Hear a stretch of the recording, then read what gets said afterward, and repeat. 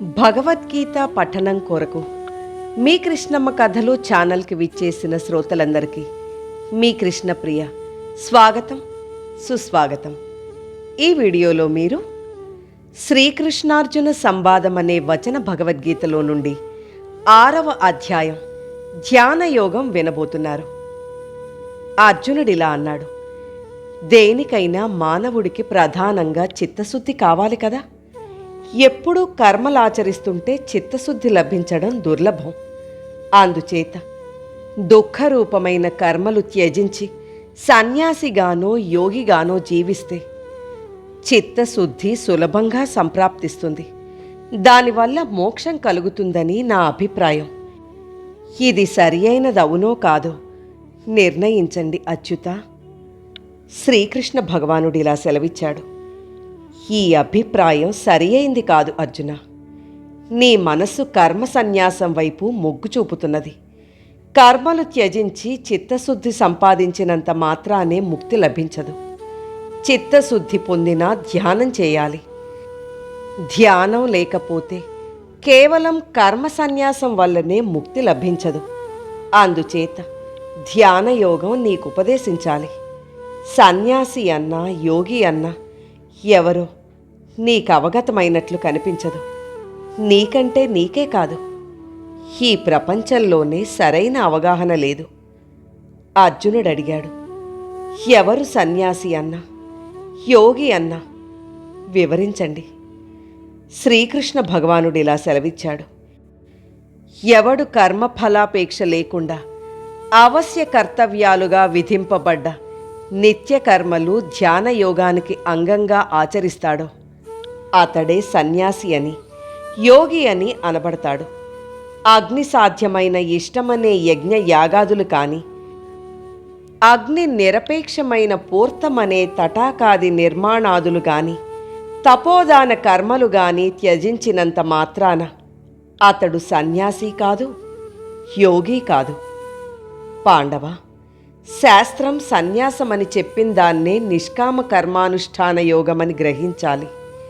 ఎందుకంటే కర్మనిష్టలో గాని జ్ఞాననిష్టలో గాని ఫలసంకల్ప త్యాగం లేకపోతే అతడు యోగి అనిపించుకోడు. ఫలత్యాగం సన్యాసికి, సంకల్ప త్యాగం యోగికి అవసరం. సంకల్ప త్యాగం వల్లనే చిత్త విక్షేపం పోతుంది. అతడే యోగి. అర్జునుడన్నాడు, అయితే యావజ్జీవం కర్మ చేస్తూనే ఉండాలనా మీ అభిమతం? కర్మకు అవధి లేదంటారా? శ్రీకృష్ణ భగవానుడన్నాడు, లేదని అనడం లేదు. ధ్యానయోగం అధిరోహింపదలచిన మునికి నిష్కామ కర్మానుష్ఠానం సాధనం. ఎందుకంటే అది చిత్తశుద్ధికరం కాబట్టి. ధ్యానయోగారూఢుడైన ధ్యాన నిష్ఠాగరిష్ఠుడికి జ్ఞాన పరిపాకం కారణంగా కర్మత్యాగం సముచితం. అర్జునుడన్నాడు, అయితే ఆ యోగారూఢుని లక్షణమేలాటిదో వివరించండి భగవాన్.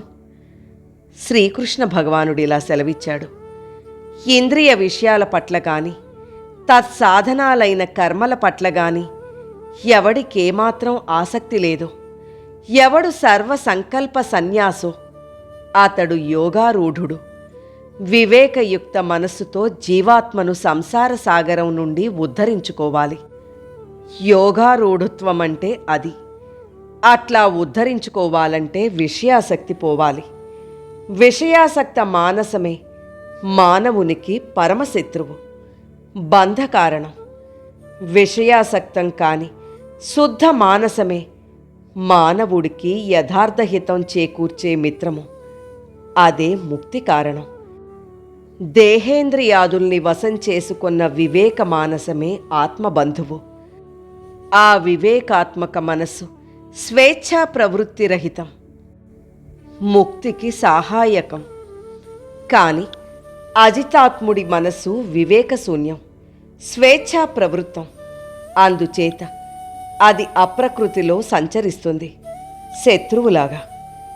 జితాత్ముడు ప్రశాంతుడు అయినవాడు శీతోష్ణ సుఖ దుఃఖాల్లోనూ మానవమానాల్లోనూ పరమాత్మలో సమాహితుడవుతాడు. ఎవడు జ్ఞాన విజ్ఞాన తృప్తాత్ముడో, ఎవడు నిర్వికారుడో, ఎవడు విజితేంద్రియుడో, ఎవడు మట్టి బెడ్డను రాతిని బంగారాన్ని సమంగా సందర్శిస్తాడో వాడు యోగి, యోగారూఢుడు. ఎవడు సుహృన్మిత శత్రువుల పట్లనే కాక ఉదాసీన మధ్యస్థ విరోధి బంధువులందరి పట్ల సమంగా సంచరిస్తాడో, ఎవడు సాధువుల పట్ల పాపుల పట్ల కూడా రాగద్వేష శూన్యుడో అతడే యోగారూఢుడైన శ్రేష్ఠుడు. అటువంటి యోగారూఢుడు ఎక్కడుంటాడో తెలుసా? అతడెప్పుడూ నిర్జన ప్రదేశంలో ఏకాకిగా ఉంటాడు. అతని దేహం, మనస్సు స్వాధీనం, నిశ్చింతుడు, ఆకాంక్షా విరహితుడు, ఎవరి నుండి ఏమీ ఆశింపడు, సమాహితాత్ముడు. అర్జునుడన్నాడు, ఆ యోగి శ్రేష్ఠుడికి నా వందనాలు. కాని భగవాన్, యోగం ఎట్లా అభ్యసించాలో తెలియజేయరు? శ్రీకృష్ణ భగవానుడన్నాడు, తెలియజేస్తాను. మున్ముందుగా శుచి ప్రదేశాన్ని ఎంచుకోవాలి. అది నిమ్నోన్నతాలు లేకుండా చూచుకోవాలి. కుశాజిన చేలయుతంగా స్థిరాసనం నిర్మించాలి.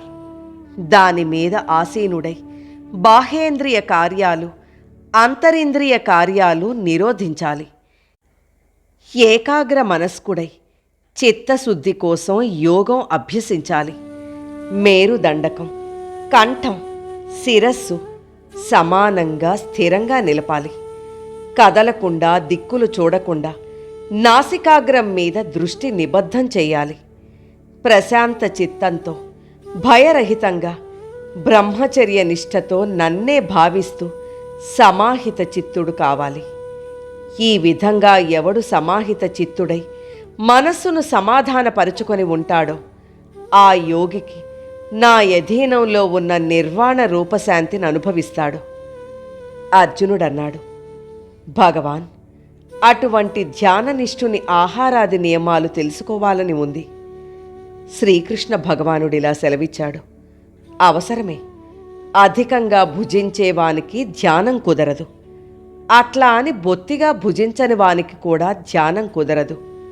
అట్లాగే అధికంగా నిద్రించేవాడికి గాని అమితంగా మేల్కొని ఉండేవాడికి కూడా ధ్యానం నిలవదు. కాబట్టి ధ్యానం నిలవాలంటే పరిమితాహార విహారాదులుండాలి. జపతపాది కర్మల్లో పరిమిత ప్రయత్నం ఉండాలి. నిర్దిష్ట కాల పరిణామం గల నిద్రా జాగరణాలు పాటించేవాడికి ధ్యానం సంసార దుఃఖం పోగొడుతుంది. ఐహికాముష్మిక విషయ తృష్ణా విరహితమై ఎవని చిత్తం విశేషంగా నిరోధింపబడి ఆత్మలోనే సుప్రతిష్టమవుతుందో అతడు యోగసిద్ధుడు. ఆత్మయోగం అభ్యసించే వాని చిత్తం గాలి వీచని చోట నిశ్చలంగా వెలిగే దీపశిఖ లాంటిది.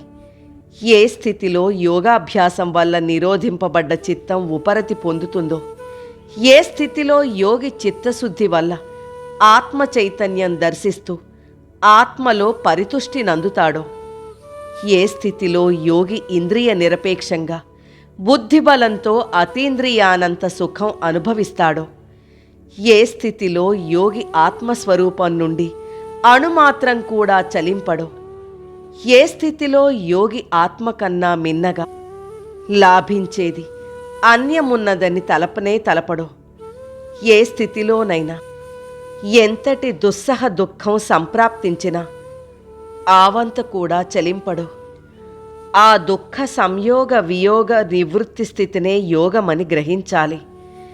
పట్టు విడవకుండా, విసుగు చెందకుండా చిత్తైకాగ్రతతో ఆ యోగం అభ్యసించాలి. వస్తువుల మనోరమత్వ జ్ఞానం వల్ల కలిగే సంకల్పాన్ని, సంకల్పం వల్ల ఇది నాది, నేను అనుభవించాలి అనే కామాన్ని సంపూర్ణంగా త్యజించి మనస్సుతో ఇంద్రియ సమూహాన్ని సమస్త విషయ వ్యాప్తి నుండి మరలించాలి. అందుకు ధైర్యంతో కూడిన బుద్ధితో మెల్లమెల్లగా మనస్సును కూడగట్టుకొని ఆత్మలో సంస్థితం కావించాలి. అన్యచింతన కించిత్తు కూడా రానియకూడదు. అంటే అంతా ఆత్మే, ఆత్మ కంటే అన్యం లేనే లేదనే దృఢనిష్ట ఏర్పడాలి. ఇదే యోగాన్ని గూర్చిన పరమ విధి. చంచలము అస్థిరము అయిన మనస్సు ఏ ఏ విషయోన్ముఖంగా పరుగులు తీస్తుందో తెలుసుకొని ఆయా విషయాల వైపు పరుగులెత్తకుండా పట్టుకోవాలి. దాన్ని ఆత్మలోనే స్థిరం చేయాలి. ఆత్మవశం కావించాలి. ఈ విధంగా చేయగలిగిన ప్రశాంత చిత్తుడు, రజోగుణ ప్రేరిత విక్షేపాది విరహితుడు, అకల్మషుడు, బ్రహ్మభూతుడు అయిన యోగినే ఉత్తమ సుఖం ఆశ్రయిస్తుంది. దీన్నే సమాధి సుఖం అంటారు. ఏ విధంగా మనస్సును సదా యోగస్థం కావించి విగత కల్మషుడైన యోగి అనాయాసంగా బ్రహ్మానుభూతి వల్ల సంప్రాప్తించే అత్యంతికి సుఖం పొందుతాడు. మోక్షమంటే అదే. బ్రహ్మ సాక్షాత్కారమన్నా అదే. అర్జునుడన్నాడు, భగవాన్, తాము పేర్కొన్న ఆ బ్రహ్మ సాక్షాత్కార స్థితి ఎటువంటిదో కొంచెం వివరించండి. శ్రీకృష్ణ భగవానుడిలా సెలవిచ్చాడు, అర్జున, సమాహిత చిత్తుడైన పురుషుడు సర్వభూతాల పట్ల సమదృష్టి కలిగి ఉంటాడు. అంటే అన్నింటిలోనూ బ్రహ్మను సందర్శిస్తాడు. అంతేకాదు, తన ఆత్మను బ్రహ్మాది స్థావరాంతంగా గల అఖిల భూతాలలోనూ అఖిల భూతాల్ని తన ఆత్మలోనూ సందర్శిస్తాడు. ఏమిటలా ఆశ్చర్యపడుతున్నావు? ఇది ఎలా సాధ్యమనా? చాలా సులభం. పిపీలికాది బ్రహ్మ పర్యంతంగా ఉన్న ఆత్మ, నీలోనున్న ఆత్మ ఒక్కటే అని గ్రహించడం. ఉపాధి భేదాలతో నిమిత్తం లేదు. ఇంకో విశేషం, సర్వభూతాల్లో నన్ను సందర్శించడమే కాక నాలో సర్వభూతాల్ని సందర్శించే పురుషుడికి నేనెప్పుడూ అదృశ్యుణ్ణి కాను. అతడు కూడా నాకు అదృశ్యుడు కాడు. అతనికెప్పుడూ నేను ప్రత్యక్షమవుతూ నా కృపాదృష్టితో అతన్ని అనుగ్రహిస్తాను. ఎవడు సర్వభూత సంస్థితుడైన నన్ను బ్రహ్మైకత్వ భావంలో ప్రతిష్ఠితుడై భజిస్తాడో ఆ యోగి సర్వవిధావస్థల్లో ప్రవర్తిల్లుతున్నాయ నాయందే ఉంటాడు. అతడు కర్మ పరిత్యాగం చేసినా లేక సర్వవిధ కర్మలు ఆచరిస్తున్నా అతడు ముక్త జీవనుడే. అతన్ని ఏ విధమైన విధి నిషేధాలు ఏమీ చేయలేవు సుమా. అర్జున, ఎవడు సర్వభూతముల సుఖదుఖాలు తన సుఖదుఖాలుగా భావిస్తాడో అతడే యోగి. అతడే శ్రేష్ఠుడని నా అభిప్రాయం. తనకెట్లా సుఖం అనుకూలమో దుఃఖం ప్రతికూలమో ఆ విధంగానే అన్ని ప్రాణులకు కూడా అని గ్రహించి సకల జీవులకు సుఖమే అభిలషిస్తాడు. ఏ ప్రాణి దుఃఖపడడం అతడు సహించలేడు. అర్జునుడన్నాడు, మధుసూదన, మనస్సు లయ విక్షేప శూన్యమైన కేవలం ఆత్మాకారమందే సమత్వయోగం బోధించావు. బాగానే ఉంది. కాని చంచల స్వభావం కల మనస్సులో ఈ సమత్వభావం ఏ విధంగా స్థిరపడుతుందో బోధపడడం లేదు. కృష్ణ, మనస్సు అతి చంచలం, బలీయం. ఇది శరీరానికి ఇంద్రియాలకు మిక్కిలి క్షోభ కలిగిస్తుంది. దీన్ని విషయవాసనల నుండి నివృత్తింపచేయడం దుష్కరం. గాలిని నిరోధించుటమెంత దుష్కరమో అంత దుష్కరమని భావిస్తాను. శ్రీకృష్ణ భగవానుడిలా అన్నాడు, మహాబాహు, మనస్సు దుర్నిరోధం, అతి చంచలమనే విషయంలో ఎటువంటి సందేహం లేదు. కానీ కౌంతేయ, ధ్యానాభ్యాసం వల్ల వైరాగ్యం వల్ల మనసును నిరోధింపవచ్చు. మనసులోకి ఎటువంటి ఆలోచన రానీయకుండా మనస్సుతోనే నిరోధించడం క్రమక్రమంగా సాధించాలి. వృత్తి శూన్యమైన మనస్సు శుద్ధమై బ్రహ్మాకారం వహించడమే నిర్వికల్ప సమాధి. స్వాధీన చిత్తుడు కానివానికి యోగం దుష్ప్రాపం. కాని ప్రయత్నశీలుడు వశ్యాత్ముడు అయిన వ్యక్తి శాస్త్రవిహితములైన ఉపాయాలభ్యసించి యోగం సాధిస్తాడు. అర్జునుడు ఈ విధంగా అడిగాడు, కృష్ణ, శ్రద్ధాసక్తులతో యోగ సాధన ప్రారంభించిన ఏదో లోపం వల్ల యోగభ్రష్టుడైతే, యోగంలో సిద్ధుడు కాలేకపోతే అటువంటి వాని గతేమిటి? కర్మలు ఈశ్వరార్పణ చేసిన లేక కర్మలు త్యజించినా స్వర్గం ప్రాప్తించదు. యోగ సిద్ధి కలగకపోతే మోక్షం లభించదు. స్వర్గమోక్షాలకు రెండింటికి చెడిన ఉభయభ్రష్టుడు పూర్వమేఘం నుండి తెగి తర్వాతి మేఘాన్ని పొందజాలక మధ్యలోనే నశించిపోయే మబ్బు తొనకలాగా ఈ యోగభ్రష్టుడు కూడా మధ్యలోనే నశించిపోతాడా అని నా సందేహం. ఈ సందేహం పూర్తిగా తీర్చడానికి నీవే అర్హుడివి.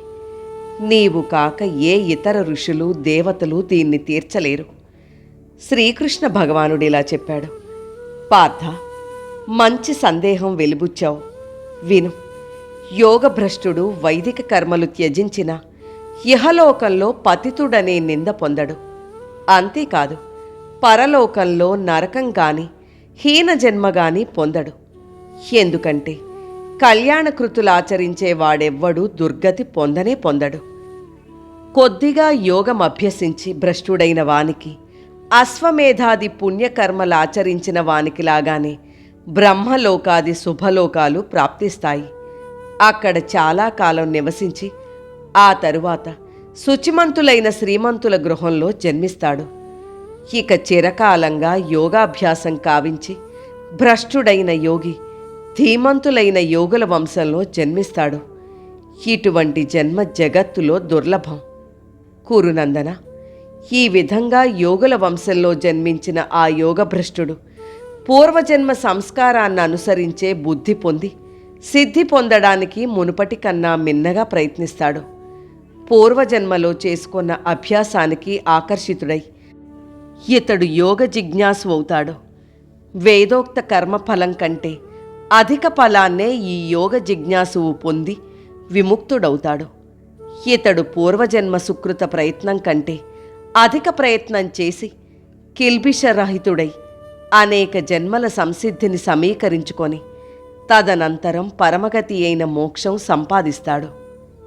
ఇటువంటి యోగి కృచ్ఛ చాంద్రాయణాది రూపక తపస్సులు కావించిన వారి కంటే అధికుడు. శాస్త్రజ్ఞులైన పండితుల కంటే కూడా శ్రేష్ఠుడు. అంతేకాదు, అగ్నిహోత్రాది యజ్ఞపరాయణులైన కర్మిష్ఠుల కన్నా ఎంతో మిన్న. కాబట్టి అర్జున, నీవు యోగివి కావాలి. అర్జున, ఇంతకన్నా మిక్కిలి ముఖ్య విషయం విను.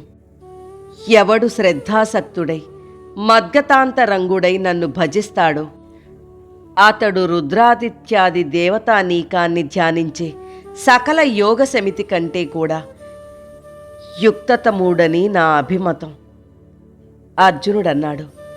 ఓ భక్తయోగ శిరోమణి శ్రీకృష్ణ భగవాన్, ధ్యానయోగం వివరించిన ఓ భక్తనిధి పరమానంద స్వరూప మాధవ, నీకివే వందన సహస్రం. ఈ మహోదాత్త సంవాదమెవడు వినిన శ్రద్ధ చదివిన ఆత్మవిజ్ఞానియగును. ఆ పరాత్పరుని అనుగ్రహము పొందు కాంతి పదమున పయనింపగలడు నరుడు. ఓం తత్సత్. నా ఈ గీతా పఠనం కనుక మీకు నచ్చినట్లయితే తప్పకుండా లైక్ చేయండి, మీ మిత్రులకు షేర్ చేయండి. ఈ ఛానల్ని ఇంకా సబ్స్క్రైబ్ చేసుకోని వారు దయచేసి వెంటనే సబ్స్క్రైబ్ చేసుకోండి.